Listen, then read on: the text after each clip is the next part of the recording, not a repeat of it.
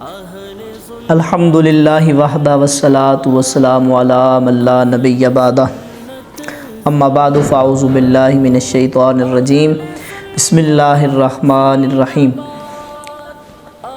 ماہ رمضان کے چاند کے متعلق کچھ عرض کرنا چاہتا ہوں۔ قرآن مجید سورۃ بقرہ آیت نمبر 189 کے اندر اللہ تعالیٰ نے ارشاد فرمایا یسألونک عن الأہلہ قل ہی مواقیت للناس والحج۔ محبوب آپ سے لوگ چاند کے متعلق پوچھتے ہیں تو آپ انہیں فرما دیں قل ہی، یہ جو چاند ہے ہر مہینے چاند طلوع ہوتا ہے، تو اس کا مقصد کیا ہے؟ ہی مواقیت للناس والحج، یہ لوگوں اور حج کے لیے وقت کی علامتیں ہیں۔ اس آیت کا اگر شان نزول کی بات کریں تو تفسیر قرطبی اٹھا کے دیکھیں تو اس کے اندر آپ کو یہ نظر آئے گا، دو صحابہ، ایک حضرت معاذ بن جبل اور ایک ان کے ساتھی اور تھے، ان کے درمیان ایک مکالمہ ہوا، ایک بات چیت ہوئی، ایک بحث مباحثہ ہو گیا کہ یہ جو ہر مہینے چاند نظر آتا ہے، ابتدائی ایام میں باریک سا ہوتا ہے، پھر جیسے دن گزرتے چلے جاتے ہیں پھر یہ موٹا ہوتا چلا جاتا ہے، پھر آخری ایام میں مکمل طور پر یہ موٹا ہو جاتا ہے، اپنی حد کو پہنچ جاتا ہے۔ تو اس کا مقصد کیا ہے اور یہ اس کا بڑھنا گھٹنا یہ کیوں ہوتا ہے ایسا؟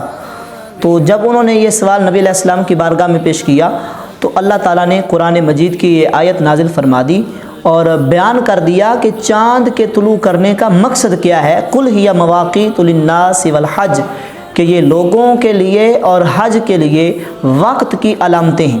اب چاند کے متعلق ہمارے بہت سارے شرعی احکام وابستہ ہیں، جیسے عدت کے ایام ہیں، حج ہے، اسی طرح عیدین ہیں اور روزہ ہے۔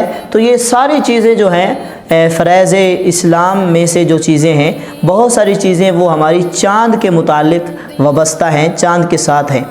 تو ایک حدیث مبارکہ ہے جس میں نبی علیہ السلام نے ارشاد فرمایا، حضرت ابو ہریرہ رضی اللہ تعالیٰ عنہ، آپ حدیث پاک کے راوی ہیں، بخاری شریف کی حدیث ہے، نبی علیہ السلام نے ارشاد فرمایا صوموا لرؤیتہ وافطروا لرؤیتہ، روزہ بھی چاند دیکھ کر رکھو، وافطروا برؤیتہ، اور چاند دیکھ کر ہی روزے کو افطار کرو، یعنی عید بھی چاند دیکھ کر کرو۔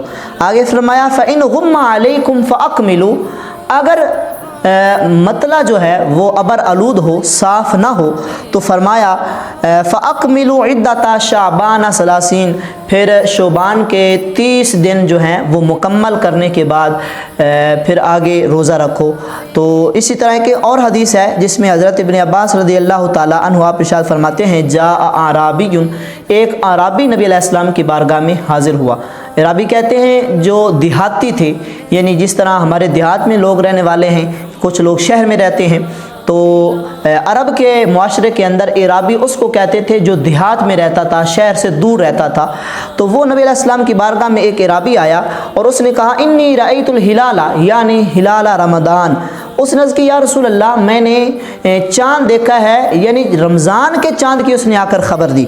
تو نبی علیہ السلام نے ارشاد فرمایا اتشہد ان لا الہ الا اللہ، کیا تو اس بات کی گواہی دیتا ہے کہ اللہ وحدہ لا شریک ہے؟ جب نبی علیہ السلام نے اس سے یہ سوال کیا، نعم، اس نے کہا ہاں یا رسول اللہ میں گواہی دیتا ہوں۔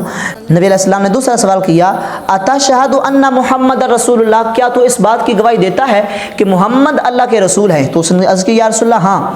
تو نبی علیہ السلام نے فرمایا یا بلال اذن فی الناس ان یصوموا غدا، اے بلال لوگوں کے اندر یہ اعلان کر دو کہ کل روزہ رکھیں۔ تو سامعین و ناظرین، نبی علیہ السلام کے معمولات مبارکہ میں سے یہ بھی معمول تھا کہ نبی علیہ السلام چاند دیکھنے کا اہتمام کیا کرتے تھے۔